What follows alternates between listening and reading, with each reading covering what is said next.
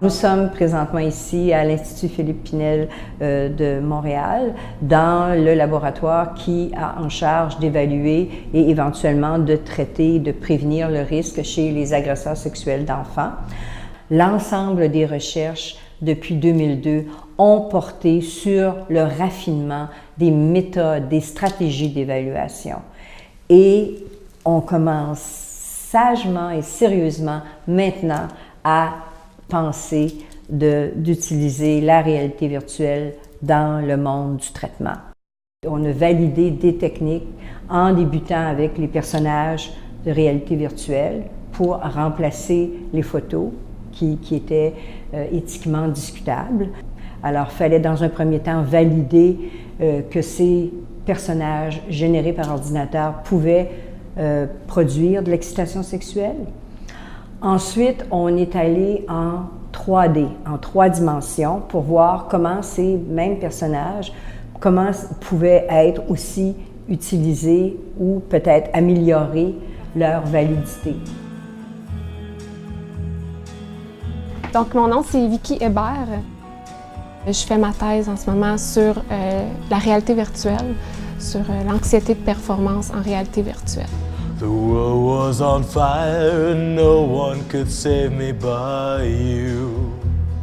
La réalité virtuelle, en fait, c'est une technologie qu'on utilise souvent en psychologie, justement. Ça peut être sous forme d'un casque qu'on met sur la tête ou encore, ça peut être une voûte. En fait, c'est un grand cube dans lequel on entre. Donc, les participants, quand ils rentrent là-dedans, ils sont complètement immersés dans un monde virtuel. La façon que ça fonctionne, c'est que quand les gens ils ont peur de quelque chose, il y a une petite partie dans le cerveau qui s'appelle l'amygdale, puis il va réagir super rapidement avant même qu'on soit conscient là, de la conscience qui vient nous dire « ben non, c'est pas la fin du monde ». Fait qu'avant même qu'il se dise « oh non, c'est pas vrai, c'est une araignée virtuelle » ou c'est pas un vrai public virtuel, l'amygdale réagit, fait que ça fait en sorte qu'on a peur, en fait. La réaction d'anxiété est présente. Le niveau de stress est à combien en ce moment? Je suis un peu nerveux. 5. 5 sur 10. Okay.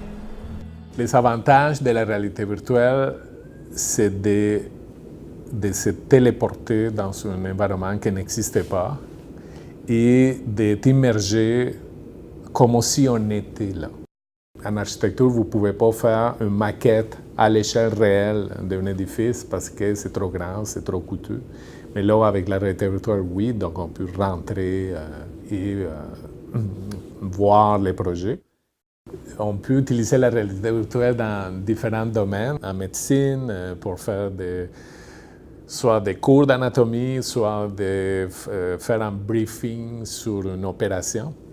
En chimie, en géographie, en génie, évidemment.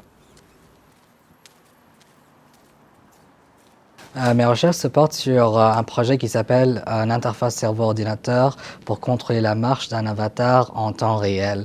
Donc, ce qu'on compte faire, c'est permettre à une personne de contrôler la marche d'un avatar à partir de ses pensées. La finalité de ce projet-là, c'est normalement pour les patients avec l'AVC, les accidents vasculaires cérébrales. Normalement, ces patients, ils ont quelque chose qu'on appelle une asymétrie de marche. Et parce que la marche ou n'importe quel geste qu'on fait, c'est contrôlé par le cerveau.